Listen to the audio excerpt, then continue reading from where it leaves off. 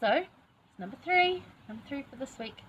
As I've said, I'm doing these week's ones in my backyard because the rain keeps coming, like it's spring rain, and it just suddenly just descends on you, so I need to be quick to inside, and I can't do that down the garden, so we're here.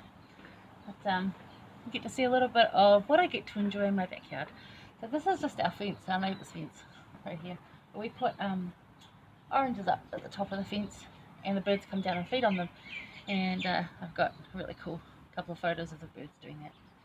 It's quite neat. And if you're quiet, they'll come down. See, one's over there now. I know, birds again. New Zealand has a lot of birds.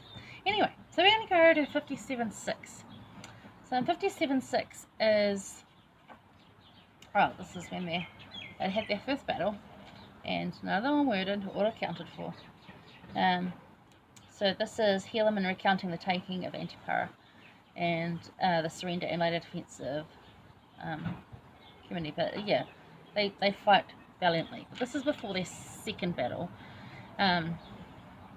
But in verse 6, so chapter 57, verse 6, it says, "And it came to pass that in the commencement of the 29th year, we received a supply of provisions, and also in addition to our army from the land of Zarahemla, and from the land around about to the number of 6,000 men, besides 60 of the sons of the Ammonites who had come to join their brethren, my little band of 2,000.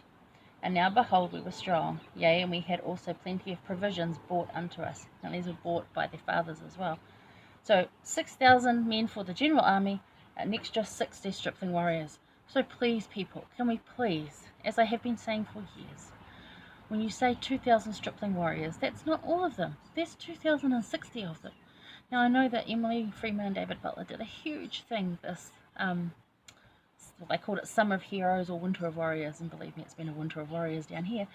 But they made a big point of the whole 2060, like, don't forget the other 60. And that's really what is the question here. Who is missing that could make us strong? And that's exactly what David Butler asked. And I love that. Because it says after they got that extra 60, he said, "And now behold, we were strong." It's like, what, you needed an extra 60 people to feel strong? And it's not really about that. What it is about, like, so, oh, yeah, I mean, like, really?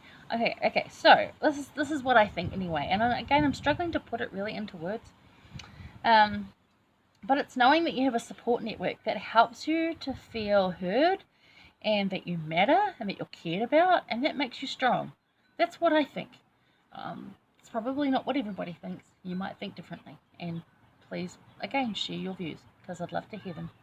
This is what it's about, right? But I was like, yeah, why do you think that it wasn't until those reinforcements came that Helaman stated, "Now we were strong"? I don't know. I think it's because of that. I think it's because that when you're together, you feel part of something, and you feel strengthened simply because you're around others that have the same mindset, goals, values, those kind of things. The same qualities that they listed earlier. And that we can go through this week. We're going to go through one of them next. But yeah, I think that's what it is. But Elder Russell M. Ballard, M Russell Ballard said, "Great things are brought about and burdens are lightened through the efforts of many hands anxiously engaged in a good cause." So good things happen when we're together. And through COVID, that's been hard because we've been apart for very good reasons.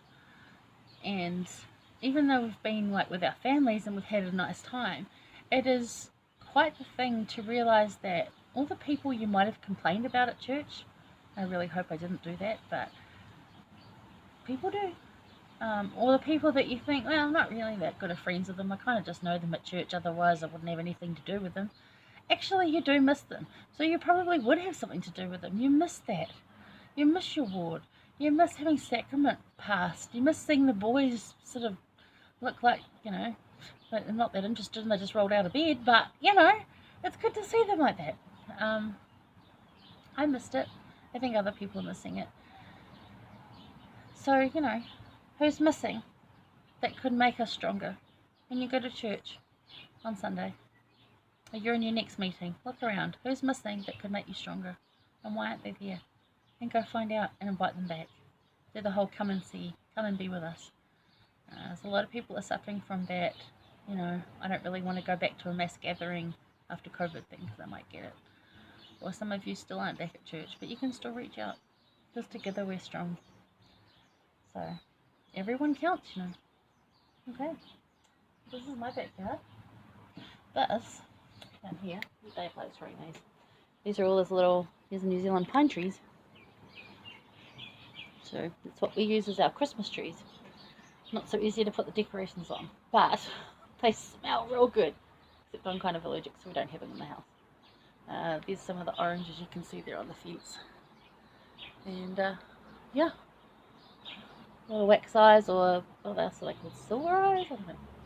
They come down and feed on them. And there's a tui that comes down. Yes, we have our own resident tui.